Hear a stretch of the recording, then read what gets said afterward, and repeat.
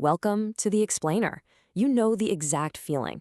You're in the middle of a busy ED shift, the monitor starts blaring with a heart rate well over 100, and your cognitive load just instantly spikes. Well, today we're building a cognitive offloading decision tree specifically for the diagnosis and management of tachyarrhythmias. We're basing this strictly on the latest clinical guidelines, keeping it crisp, totally practical, and ready to use on your very next shift. Okay, let's dive right into our game plan. We'll start with stability and initial assessment, then move to managing unstable tachyarrhythmias.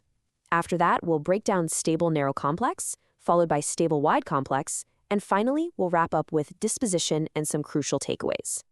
First up, part 1, stability and that all-important initial assessment. So, you're at the bedside. The very first question you have to ask yourself is this: is the rapid heart rate the primary driver of the patient's shock, or is it just a compensatory response? Think about it.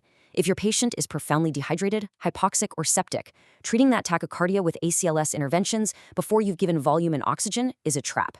You absolutely have to treat the underlying cause first. But if the rhythm itself is the primary issue, you need to act immediately. So what exactly counts as unstable here?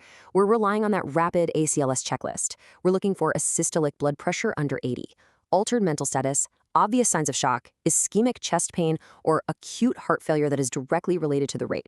If literally any of these are present, you've got a hemodynamically unstable patient on your hands. Which brings us to part 2, managing those unstable tachyarrhythmias. Listen, for any unstable tachycardia, I don't care what the specific rhythm type is, the definitive treatment is immediate synchronized cardioversion. You do not delay this to get a 12-lead ECG, and definitely do not waste time attempting pharmacologic trials like adenosine. If you happen to be unsure of your specific device's energy recommendation in the heat of the moment, just use the maximum setting to guarantee first shock success. Electricity is your absolute best tool right here. Moving to part 3, the stable narrow complex tachycardia. Okay, so your patient is stable. Now we actually have a minute to breathe and analyze the 12-lead ECG. First thing you look at is the QRS duration. If it's less than 120 milliseconds, you've got a narrow complex tachycardia, meaning it's originating above the ventricles. Next, check that RR interval. Is it regular, like AVNRT, or irregular, like atrial fibrillation? Now, if the QRS is 120 milliseconds or greater, you've officially crossed into wide complex territory. But let's tackle the narrow pathway first. For those stable, narrow complex, regular tachycardias, we're going to step through our options from least to most invasive. We start with vagal maneuvers. If those don't work, we push adenosine, starting at 6 milligrams and stepping up to 12 if we need to.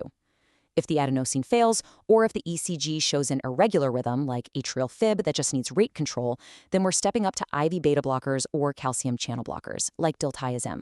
But hey, before you even reach for a medication, I want you to remember this number, 50%. Standard vagal maneuvers honestly have a pretty low success rate.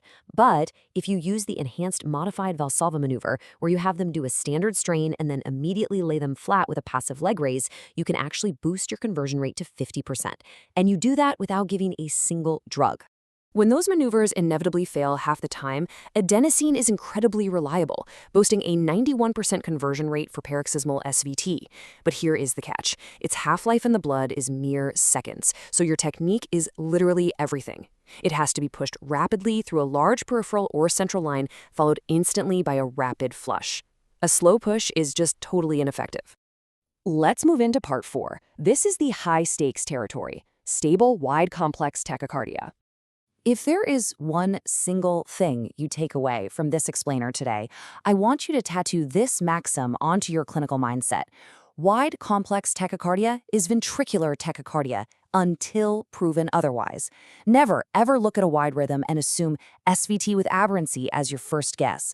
Assuming VT is the only universally safe, life-saving approach you can take in the ED.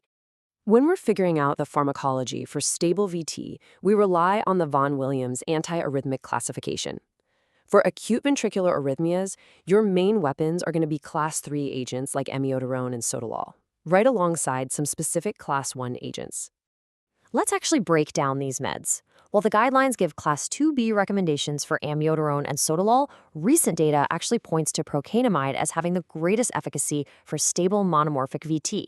You'll give it at 15 milligrams per kilogram over 30 minutes. But here's the massive caveat. You must continuously monitor the ECG while it's infusing. If that QRS widens by more than 50% from baseline, you stop the infusion right then and there. Now for a stark warning. This is a class 3 harm. Doing this can literally kill your patient. Never give calcium channel blockers like verapamil or diltiazem for an undifferentiated wide complex tachycardia. If that rhythm turns out to be VT, giving these agents will cause profound vasodilation, total cardiovascular collapse, and immediate cardiac arrest. Just don't do it. And what if that wide complex ECG tracing is irregular or polymorphic? Well, our pathway shifts pretty dramatically. First off, absolutely do not use adenosine. It carries a huge risk of precipitating VFib here. Immediate synchronized cardioversion is usually preferred. Now, if the ECG is showing torsades de pointes, meaning a polymorphic VT superimposed on a prolonged baseline QT interval, your go-to first-line therapy is IV magnesium sulfate, followed up quickly by correcting any electrolyte abnormalities.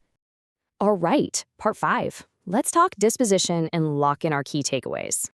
I want you to consider this data because it honestly might surprise you. A review of over 300 consecutive ED patients found that wide, complex tachycardia cases are split exactly 50-50. Half of them are true primary arrhythmias, but the other half, they're secondary to underlying medical causes, things like sepsis, hypoxia, or toxic ingestions. This perfectly illustrates why hunting down that underlying cause is your most vital first step. And that data really highlights where we tend to trip up in the ED. Look, while emergency docs interpret the ECG correctly about 81% of the time, we have a bad habit of overcalling atrial flutter and SVT. Even more concerning, we frequently fail to get the patient's heart rate below 100 before we send them out the door. Or we completely mistreating that 50% chunk of underlying secondary conditions we just talked about. Thinking about the long-term care for our narrow complex patients for a second, for recurrent paroxysmal SVT, keeping them on long-term daily meds just isn't that effective. However, catheter ablation is incredibly safe these days, and it boasts a single procedure success rate of up to 98.5%. That's basically a cure. So make sure these patients are getting prompt electrophysiology follow-up setup when you discharge them. Which brings us to our final thought. You did it. You successfully converted the rhythm, the monitor's quiet, and your patient is feeling way better. But I really want to challenge you to look past that stabilized monitor. Ask yourself, what underlying pathology am I sending home? Did we miss some subclinical sepsis? Did we actually address the ischemia? Remember, the very best physicians don't just treat the squiggly lines on the ECG tracing. They treat the whole patient. Thanks for joining me on The Explainer.